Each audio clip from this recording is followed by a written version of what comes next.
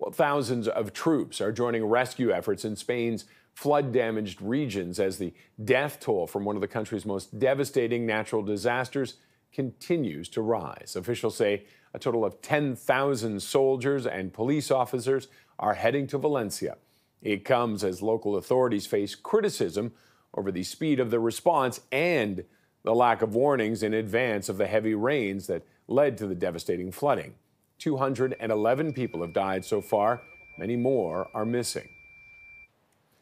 And the volunteers from across Spain lining up in Valencia to help in the cleanup efforts. People could be seen carrying buckets, shovels, anything to try and clean up the mess that was there and that were left behind, the devastation. Officials say Valencia and surrounding regions are under a new rainfall alert for this weekend. Joining me now is Kaveh Madani, director of the Institute for Water, Environment and Health at the United Nations University. Thank you very much for joining us. This flooding in Spain, unlike anything we've seen in a long time, if at all, how much of a factor is climate change and those late warnings adding to this?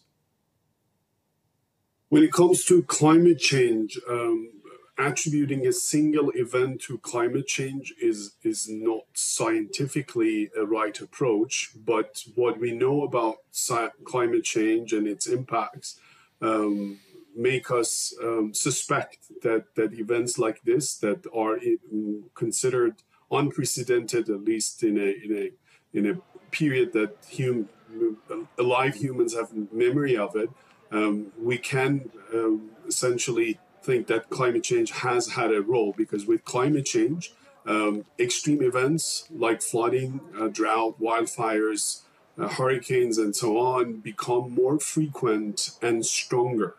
And unfortunately, this is the impact we see. So that's at the global scale. At the local scale, we still need to be prepared for floods. Floods have been around before even humans are on this planet.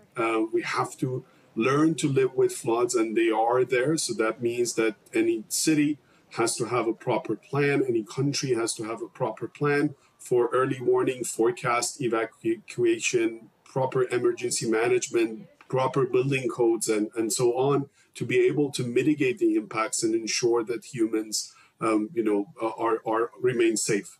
I was going to ask, how much of an impact is it that we are becoming such an urban people? Everywhere around the world, we're just seeing more and more people in urban areas, and that means concrete, and that means fewer places for the water to go. So, I think you said it correctly. I think that's the issue. So water needs space, and we have placed people in places that are essentially in conflict, put them in conflict zones with the nature. We have around the world, we have channelized rivers, we have placed people behind unstable levees and so on. And then, it's more of a luck, unfortunately, that around the world, depending lucky, this would happen. Unfortunately, decision makers around the world in many places are gambling with the lives and properties of people, not paying attention to this simple fact that when you don't allow water to move freely or percolate freely, go into the ground or go into rivers and streams and lakes, that's what you need to expect. Are there any examples of cities or governments that have got it right when it comes to dealing with things like this?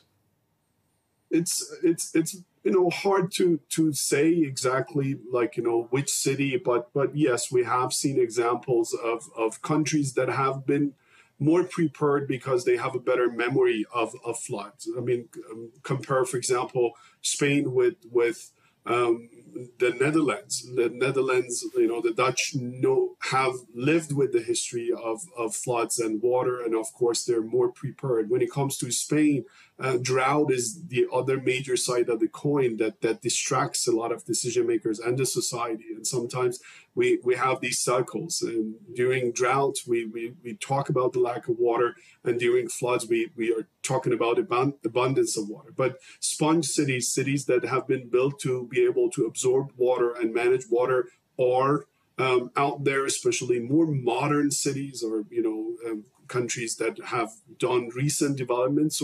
So yes, we have examples, but we cannot say there is any country that is flood proof and there is any city in the world that is completely flood proof, and we don't see anything like this. We have seen, for example, a city like Dubai, which has recently been developed, more or less, also experienced flood recently and was not immune.